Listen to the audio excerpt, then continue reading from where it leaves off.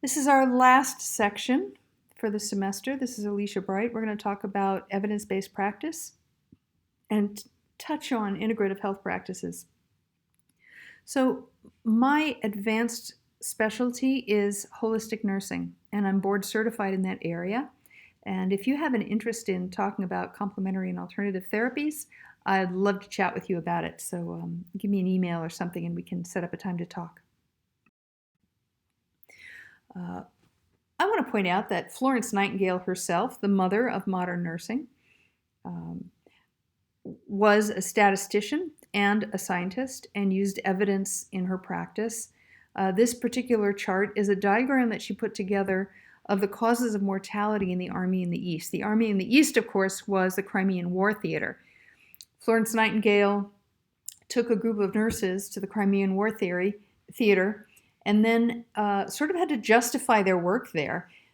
She walked in with her team. They cleaned up the barracks, changed bandages, bathed soldiers,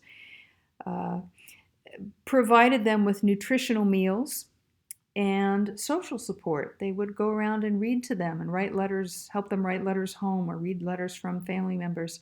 And with nutrition, hygiene, and social support, this is before antibiotics happened, and she significantly dropped the mortality rates of soldiers who were dying of disease in the Crimean War theater and justified the importance of skilled nursing care.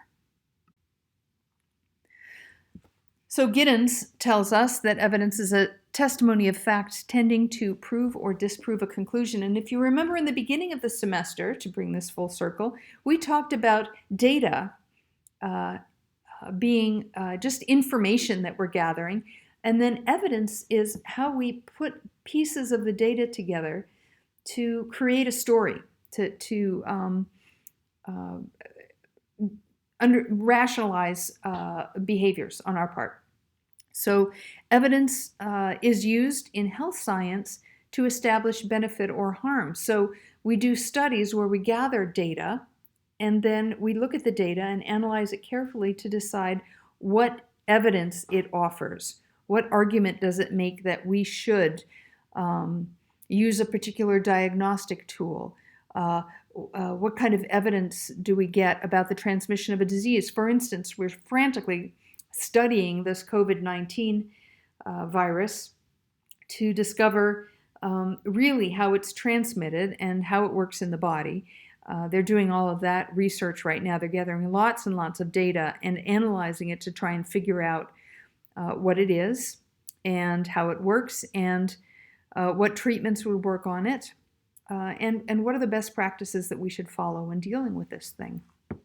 So that's how we use evidence in nursing.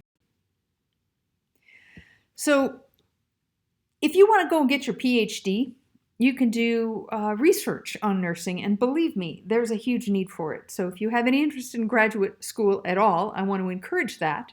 But as baccalaureate prepared nurses, you're going to be consumers of evidence. You're going to be reading journals. You're going to be reading articles. You're going to be studying what the researchers are doing in order to provide good care to your patients. Now, that doesn't mean we will necessarily be doing the latest and greatest research thing with our patients. We integrate the best evidence that's available.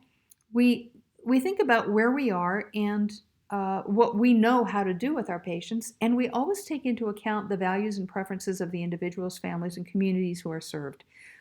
So there are times when someone's philosophical or religious beliefs will come into conflict with healthcare, with the practices that we think would be effective for them.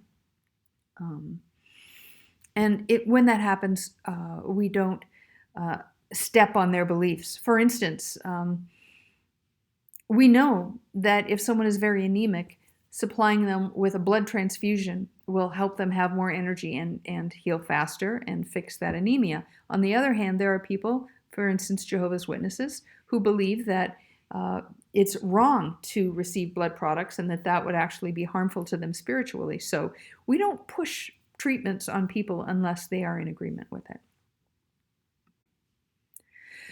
So I talk about evidence in the context of integrative health practices because some of these things that we talk about have studies associated with them and evidence, and others are, some people would call it anecdotal, but I would say that a couple thousand years of experience with something makes it not so much just anecdotal, but also traditional. So there are some traditional practices that we're going to talk about. And we'll talk about what you need to know about these practices in order to counsel patients. So that is the priority that of what I want you to get out of this lecture is, what do you need to know? So we can utilize complementary and alternative medicine to help our patients and to help ourselves. It can help us. There are techniques that can help us to be stronger and healthier and manage stress. There are also some interactions between medicines and some herbs and nutritional therapies that we need to be aware of, and we need to be able to facilitate the communication between the patient and the physician if the patient is using these things and the doctor is not aware. So I want to talk about a couple of terms. Allopathic or conventional medicine. This is the form of medicine that we use now. This is, generally speaking, what you're going to find in a hospital. It's only been dominant in the US for about 100 years in its current form. If we call something a complementary therapy, it's something that can be used in conjunction with conventional medicine.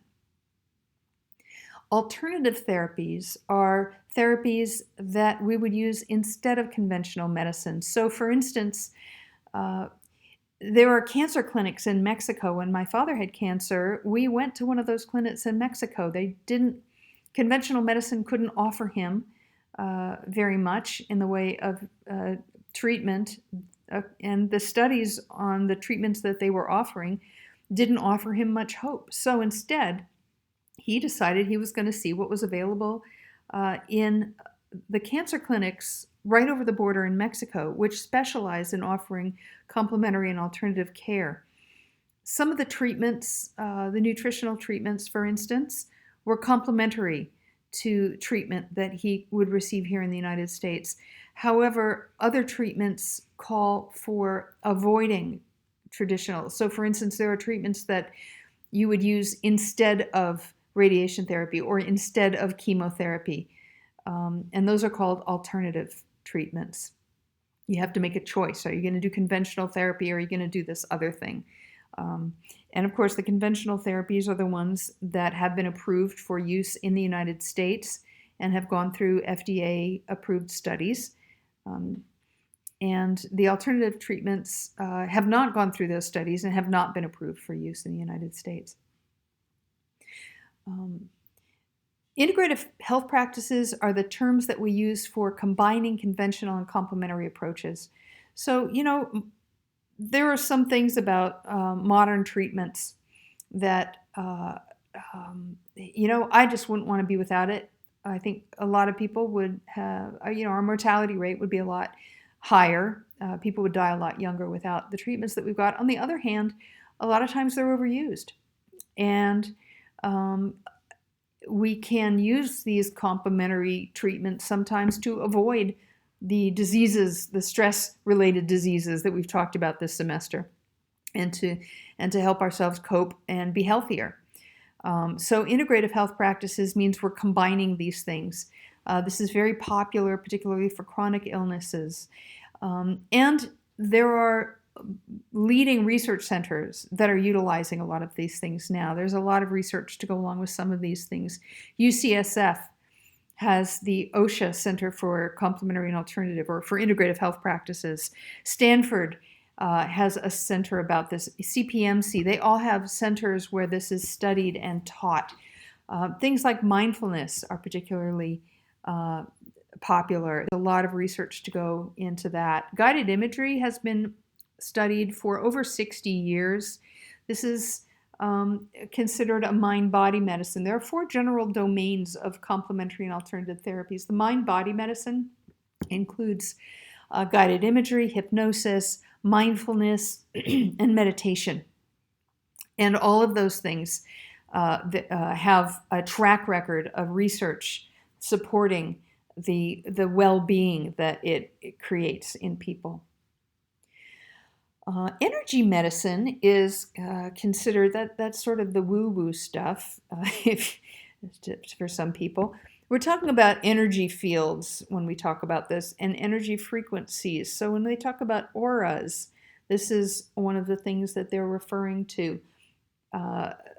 Homeopathic treatments are considered energetic models, but also qi in Tai Chi, for instance, in Chinese medicine. Qi is considered energetic, it's life energy, and so is prana in Ayurvedic medicine. Manipulative and body-based practices are things like chiropractic, massage, heat and cold therapies, hydrotherapies, body-based therapies. And then there's biologically based therapies such as herbs and nutrition. Probiotics would be part of that. Those are the substances. That's the stuff you're going to find at Whole Foods or Pharmaca or your alternative, complementary alternative store of choice. A little bit about Chinese medicine, traditional Chinese medicine. So this is around 3,000 years old. The first text was written between 300 and 100 BCE. It was already well established by then. The Inner Classic of the Yellow Emperor was the first textbook to be written, and there's been many since then. The Chinese Constitution actually calls for the development of traditional Chinese medicine along with modern medicine. This developed some mainstream acceptance after President Nixon's trip to China. He went there and he saw someone who was having an appendectomy while fully conscious, and she was not in much pain. She could feel what was going on, but it didn't hurt. She had acupuncture needles in her for the pain. Nixon was absolutely fascinated by this. I guess he had a conversation with her during the surgery, and he felt that the United States would benefit from learning something about this. So we started bringing in people to educate the wider population. Of course, the traditional Chinese communities have always had their own practices, but this became more popular after Nixon went to China. And now most states license acupuncture practitioners. Qigong, I've got to say, the traditional systems of medicine all have physical exercises associated with them, and Qigong, Tai Chi, these are associated with Chinese medicine.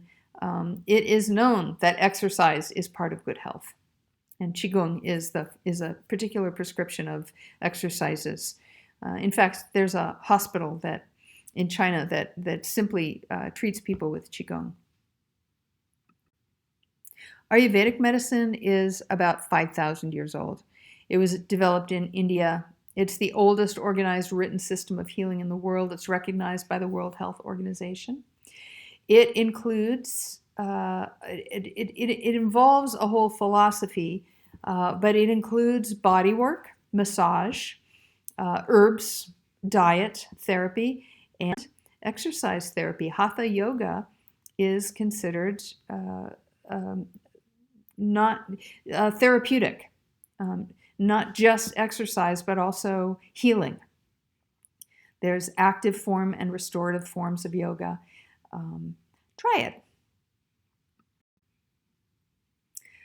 So the National Center for Complementary and Integrative Health is a division of the National Institutes of Health.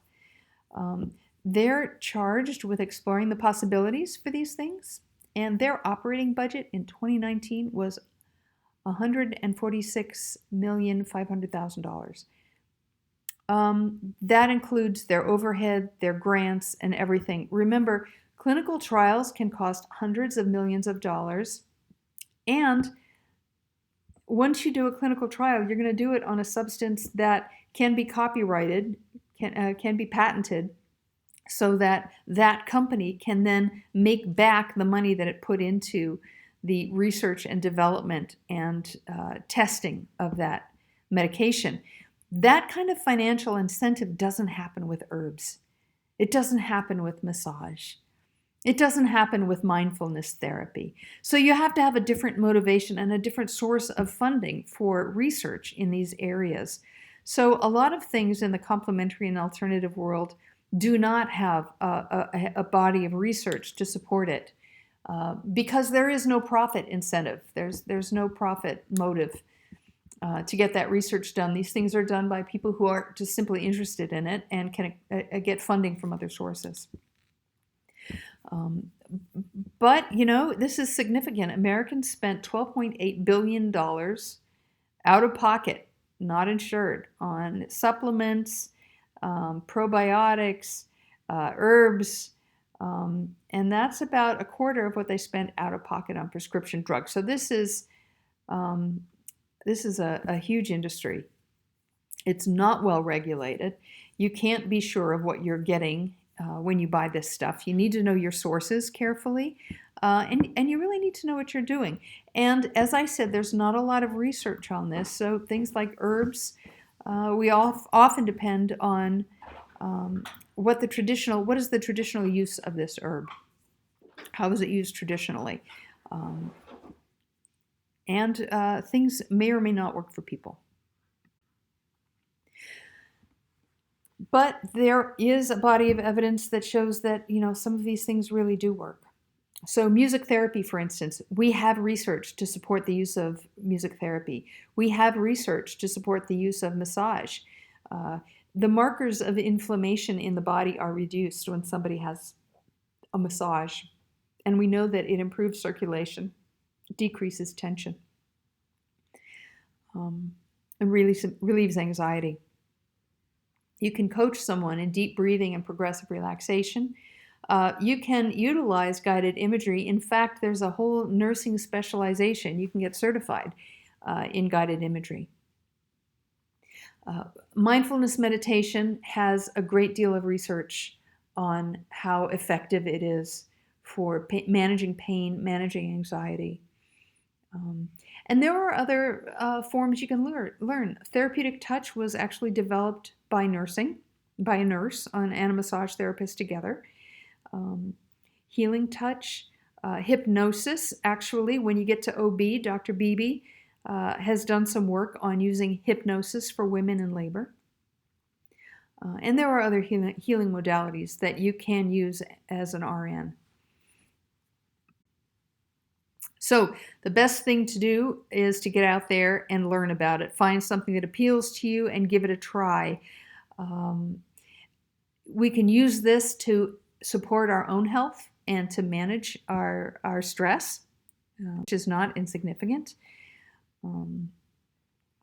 I have to say, this is the fun part of the lecture usually. Marin General is now using essential oils, and they're having their nurses administer these. They've got protocols for it.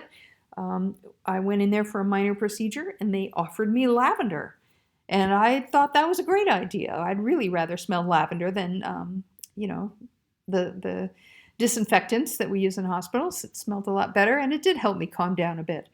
I have some articles posted on essential oils, and in fact, use of essential oils for students undergoing testing, nursing students. They've done some research on that. This is just one example, but it's a fun one to play with. If you have essential oils, they are associated with purposes. There is research to support some of this and not to support others. Get on the web and look for good peer-reviewed articles. I've got examples of peer-reviewed articles on there, and I've got examples of just popular press, gosh, I tried it and it worked, kind of stuff. Both of those can be really interesting and give you ideas. Just FYI, off the top of my head, lavender is a calming scent, but a lot of people don't like lavender. You can get the same effect from sweet orange, for instance. This will decrease anxiety. It's used by some people for test anxiety, as a matter of fact. There are other things that are associated with essential oils. So I encourage you to get out there and try different things. You're going to have a summer of a little bit more time to indulge in different different pursuits, and I encourage you to take good care of yourselves this summer. Take good care of your health. Take good care of managing your stress. Boy, we're all worried these days if we're paying attention. And our bodies can go into overdrive with that. So we need to take time during the day to just let it go, focus on something fun. These techniques can help us just relax and let go and be healthier. So that's it. That's all I've got for you this semester. I will talk with you for the last time next Thursday. And, well, maybe not the last time. Anyway, we've still got a couple of years of being in the same program together, but this will be the end of MedSurg 1. And it's been a pleasure. I wish I could have done it in the classroom, but here we are. I hope this was helpful.